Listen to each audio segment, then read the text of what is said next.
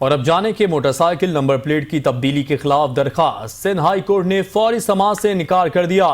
फाजिल अदालत ने केस छुट्टियों के बाद पेश करने की हिदायत जारी कर दी है। कराची में सिंध हाई कोर्ट ने मोटरसाइकिल की नई नंबर प्लेट्स के निफाज के खिलाफ दायर दरखास्त पर फौरी समाअत से इनकार करते हुए केस छुट्टियों के बाद पेश करने की हिदायत कर दी।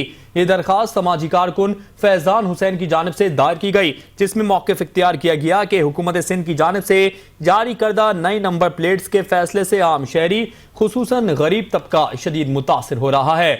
दरखास्त गुजार के मुताबिक पुरानी नंबर प्लेट्स हुकूमत से बाकायदा रकम अदा करके हासिल की गई थी और वो भी सरकारी इदारे की जारी करदा थी। अब शहरियों को जबरदस्ती नई नंबर प्लेट्स लगवाने पर मजबूर किया जा रहा है, जिनकी अदम मौजूदगी पर न सिर्फ जुर्माने किए जा रहे हैं बल्कि गाड़ियां जब्त भी की जा रही हैं। दरखास्त में मौक़िफ़ इख्तियार किया गया है कि हुकूमत को चाहिए कि नई डिजाइन की नंबर प्लेट्स शहरियों को मुफ्त फराहम करे।